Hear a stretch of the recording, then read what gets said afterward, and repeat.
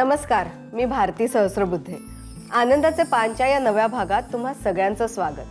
कथा, कादंबऱ्या, कविता आणि त्याहूनही वेगळ्या विषयांवरच्या पुस्तकांबद्दल गप्पा मारण्याची आपली हक्काची जागा म्हणजे हा कार्यक्रम आनंदाचं पान.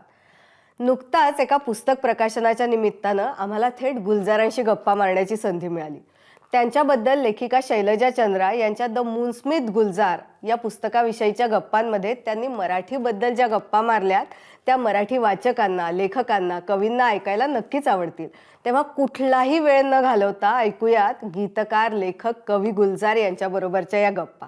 नमस्कार, मी भारती सहस्रबुद्धे. खरं तर आज मी ज्यांच्याशी गप्पा मारणार आहे त्यांची ओळख करून देण्याची कुठलीही गरज नाही. ते एक मोठे चित्रपट तयार करणारे आहेत, चित्रपटांच्या कथा लिहिणारे आहेत, गीतकार आहेत, कवी आहेत, साहित्यिक आहेत. ते गुलजारजी आहेत आणि एका पुस्तक प्रकाशनाच्या निमित्ताने, त्यांच्याबद्दलच्याच एका पुस्तकाच्या निमित्ताने शैलजा आणि गुलजारजी यांच्याशी आपण गप्पा मारणार आहोत.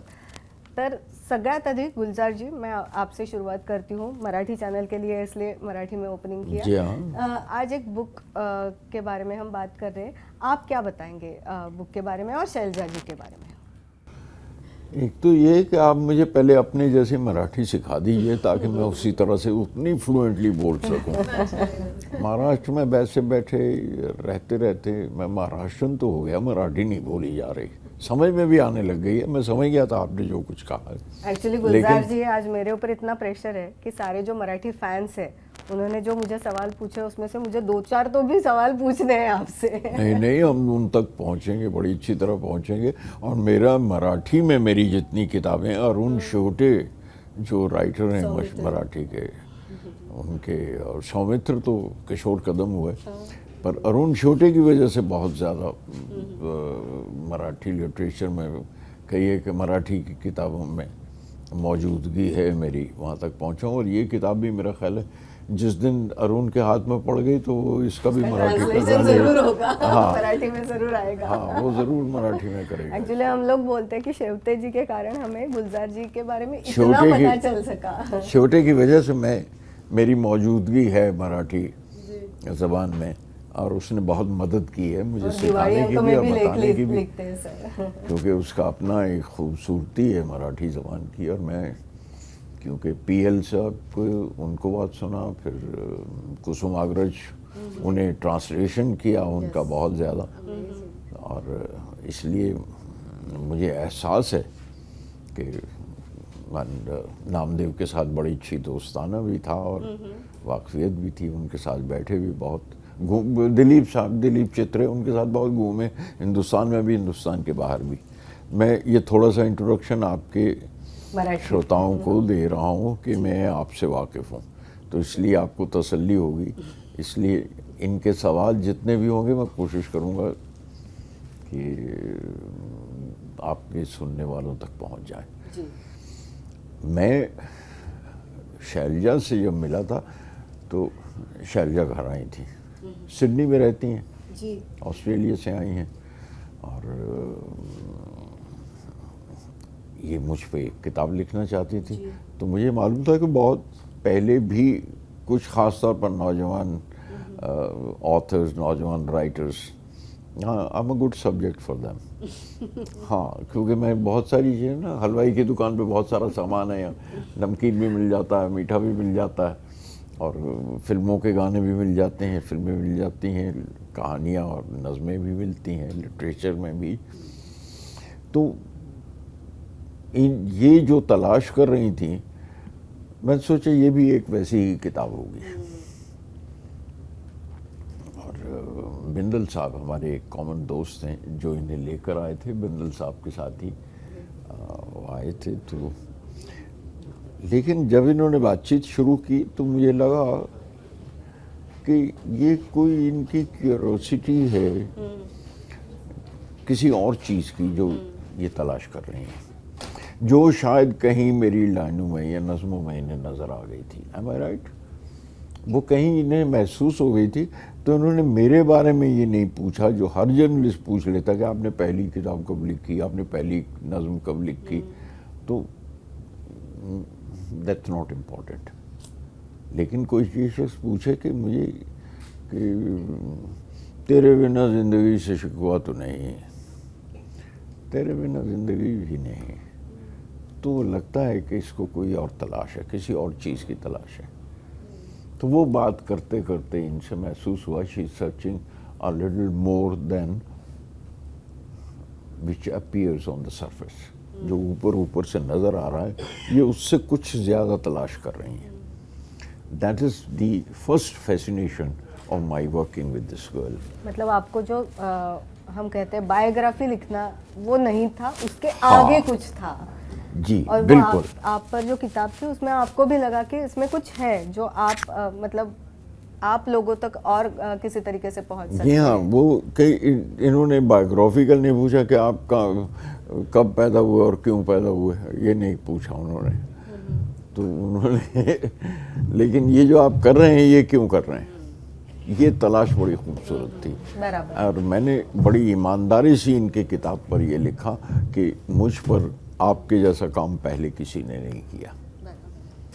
और एक्चुअली वो तो है कि आपने कहा कि मैं बहुत अच्छा सब्जेक्ट हूँ, इसलिए बहुत लोग आते रहते हैं। गुलजार जी, आज शैलजा जी यहाँ पे है जो बडिंग राइटर है, उन्होंने एक पहली किताब लिखी हुई है।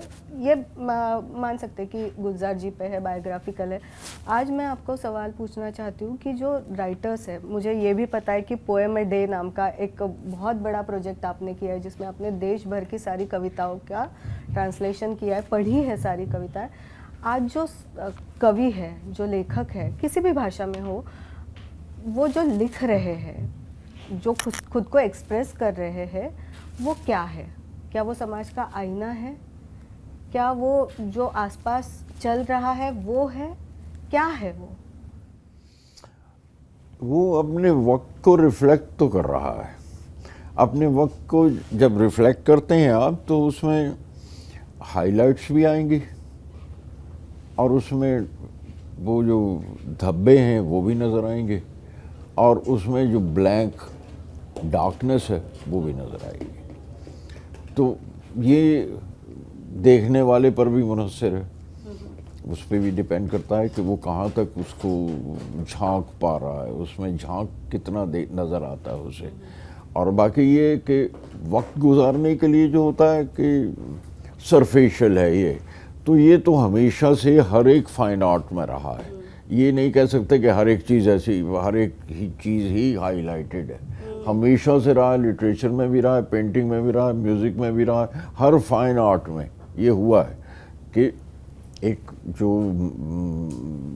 मार्केट की नुक्ता नज़र से जिसे कहते हैं कि जो चल रहा है, या वो चलाते चलो या वो ही फीड करते चलो, चारे की तरह खिलाते रहो, तो वो हर दौर में रहा है, सदियों से रहा है, ये आज की बात नहीं है।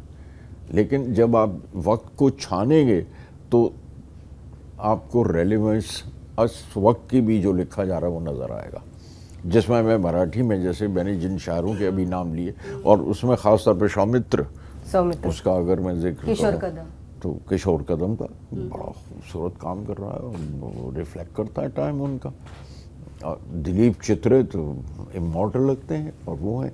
और एक शायर जिनसे मेरी मुलाकात नहीं हो पाई और जिनको पढ़ के मैं चौंक गया था, और क्योंकि मुलाकात नहीं हो पाई, उसी दौर में थे, तो मैंने उनकी तस्वीर मंगवाई थी अरुण शोटे से कह के कि मैं अपने टेबल पे रखना चाहता हूँ, और उनको कोलेक्ट करें। अब बताइए, उस वक्त लग रहा था कि ये तो बातचीत कर रहे हैं, बातचीत नहीं कर रहे हैं, वो पूरा वो दौर जिंदा है उसमें। तो आजकल जो भी हो रहा है रेलेवेंट है, और उसकी रेलेवेंस नज़र आएगी, उसके पहलू नज़र आ जाएंगे। आपने रिलेवेंस की बात की सर, ये सवाल पूछना ही चाहिए क्योंकि शायद आपके बुक के लिए भी बहुत इम्पोर्टेंट। सर, आप कैसे खुद को रिलेवेंट रखते हैं? आपके जो फिल्म्स है, गाने हैं, कविताएं हैं, अलग अलग दौर में आप खुद को कैसे रिलेवेंट रखते हैं, अपडेट कैसे रखते हैं? क्योंकि आप दौर के साथ चलते हैं। जी हाँ, मैं क्योंकि लोगों के साथ चलता हूँ, आपके साथ साथ चल रहा हूँ, इसलिए तो दौर तो आप हैं, दौर कोई अलग चीज़ नहीं है। अगर आप लोगों के साथ चल रहे हैं, वो लोग ही तो दौर हैं, है ना? वही जनरेशन जो, अगर आप उनके साथ हैं तो वो आपका दौर है।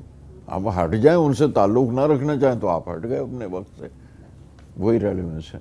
चलिए, सर, बहुत बहुत धन्यवाद, आज आपने बात की। लेकिन हमें पोयम ए डे पे आपसे बहुत विस्तार में बात करनी है। ज़रूर करेंगे, और आप अपने श्रोताओं को शुक्रिया कह लीजिए। जी जी जी। हाँ, क्योंकि आप कहें- पहले तो आप दोनों का धन्यवाद, आप दोनों ने हमसे बात की। तर हे होते गुलजार जी, ज्यांनी आज एका पुस्तकाच्या निमित्ताने आपल्याला वेळ दिला होता। धन्यवाद। गुलजारांबरोबरच्या या गप्पा खरोखर अविस्मरणीय होत्या। या गप्पांनंतर एका लघु कादंबरीबद्दल जाणून घेऊया। लेखक निसार शेख यांची इस्लाम खतरे में है या नावाची ही लघु कादंबरी आहे। चपराक प्रकाशनानं ती प्रकाशित केली आहे। नावावरून आपल्या मनात या कादंबरीविषयी जे काही येतं त्यापेक्षा काहीतरी वेगळं वाचायला मिळेल हे नक्की। तेव्हा या कादंबरीविषयी जाणून घेऊया लेखक निसार शेख यांच्याकडूनच। नमस्कार, मी निसार शेख। हे माझं नवीन नुकतंच प्रसिद्ध झालेलं पहिलंच पुस्तक, लहानशी कादंबरी आहे। इस्लाम या नावामुळे थोडंसं वेगळं त्याचं इक्वेशन, सोशल इक्वेशन थोडंसं वेगळं आहे। आजच्या काळात विशेषतः त्याला रेलेवन्स वेगळा आलेला आहे, कारण सगळंच आपलं इतकं संवेदनशील वातावरण झालेलं आहे, धार्मिक आणि हे अल्पसंख्याक बहुसंख्याक अमकं दमकं या सगळ्या पार्श्वभूमीवर, मॉब लिंचिंग अमकं दमकं या सगळ्या पार्श्वभूमीवर या पुस्तकाचा विषयच तो वाचताना धक्का देणार आहे। नेमकं घडतंय काय इतक्या द्वेषाच्या वातावरणात या पुस्तकाने काय, मला का असं वाटलं की हे लिहावं या सगळ्या वातावरणात। हे कहाणी जी आहे इस्लाम खतरे में है, ही कहाणी सत्यकथा आहे। उत्तर प्रदेशमध्ये एका जिल्ह्यात घडलेली। एक इस्लाम नावाचा तरुण असतो, सिव्हिल कॉन्ट्रॅक्टर असतो, कामं घेत असतो निरनिराळी, आणि खूप अशी स्वप्न त्यांनी डोळ्यात घेऊन वाढत असतो। आणि त्याला ते तिथे एका स्वामींच्या मठाचं हॉलच्या बांधकामाचं काम मिळतं, म्हणून तिकडं तो जातो। त्या कामाचा तिथे गेलेला असताना तिथे एका भल्या पहाटे 5-8 लोक त्याला येतात, त्याला दाबून कपडा घालून त्याच्यावर त्याला त्यांच्या स्कॉर्पिओमध्ये कोंबतात आणि घेऊन जातात। आणि नंतर एकदम त्याला ती जाग येते, ती एकदम पोलिसांच्या ताब्यात असतो तो। तर त्याला सांगितलं जाते की तू अतिरेकी आहेस, इंडियन मुजाहिदीनचा स्लीपिंग मॉड्यूलचा तू हे सक्रिय कार्यकर्ता आहेस, आणि तुला त्यामुळं आता अटक केली। जे याकूब नावाचा तुझा जो जोडीदार आहे त्याने आम्हाला तुझ्याविषयी सांगितलं, आणि तुला हे सगळं नीट आम्हाला आणखीन उलगडून सांगायला पाहिजे। कट कारस्थान तुमची काय काय होती, कुठे तुम्ही काय काय करणार होता, कुठे या देशात घातपात करणार होता, या गोष्टी आम्हाला हव्यात। आणि मग ते कादंबरी त्याला UAPA खाली अटक केली जाते, आणि मग ती त्याच्या मागे तो ससेमिराला लागतच जातो सतत। घर मागे राहतं, वाग्दत्त वधू त्याचे ते तशीच राहते, लहान भावाला शिकवण्याचं त्याचं स्वप्न त्याचं तसंच राहतं, आईवडिलांची देखभाल करणं त्याचं स्वप्न तसंच राहतं। तो तसाच तो हे राहते। आपण इथं दाखवलं आहे जागा त्याची महाराष्ट्रातली औरंगाबाद पैठणला सगळं घडलं असं दाखवलं आहे, आणि औरंगाबादच्या न्यायालयात त्याची केस उभी राहते। जिथं तो काम करत असतो तो मठ, त्या मठाचे केशवानंद म्हणून मठाधीश, त्यांना आणि त्यांचा एक शिष्य राघवेंद्र म्हणून, त्या दोघांनी याला बघितलेलं असतं, त्याला उचलून नेताना बघितलेलं असतं। आणि जेव्हा ही केस केशवानंदांच्या नजरेसमोर येते, त्यांना सांगितलं जातं की असं असं घडलेलं आहे तुमच्या एका शिष्याच्या बाबतीत, त्याला डांबून ठेवलेलं आहे। तर ते व्हॉलेंटरीली डिफेन्स विटनेस म्हणून कोर्टात येतात।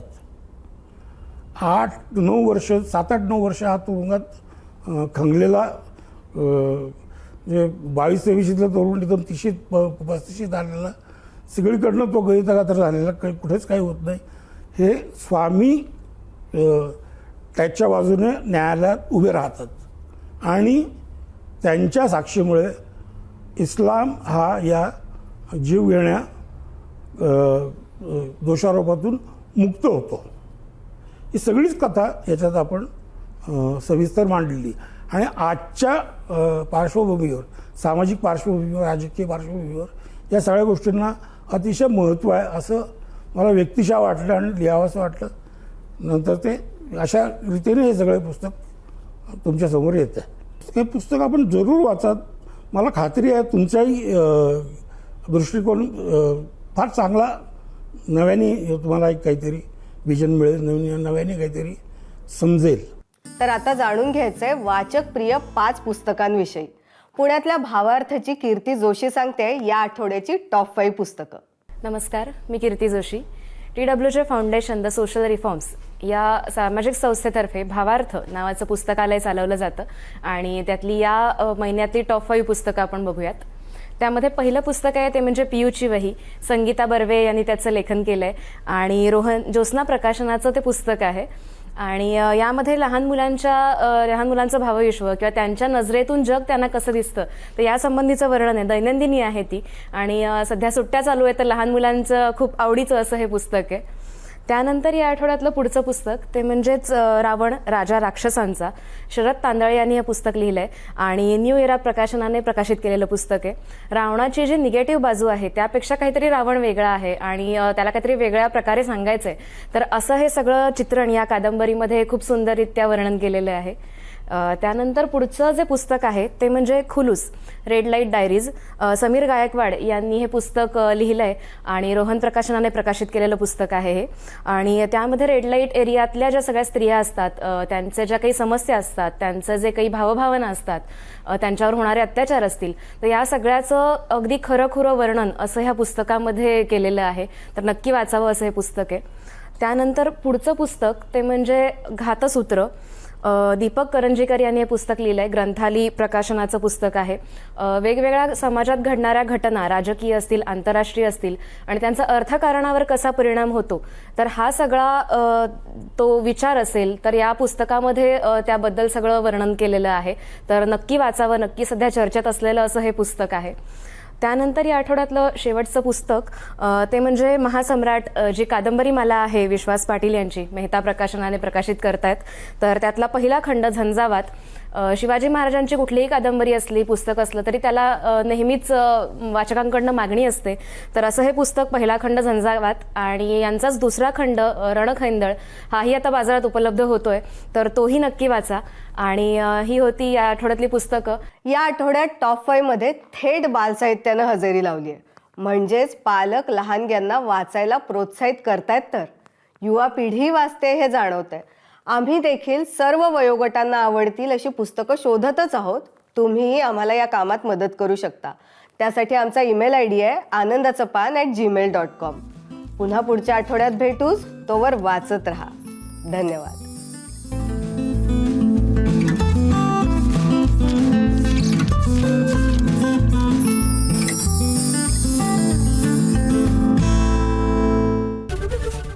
ABP माझा, उघडा डोळे बघा नीट.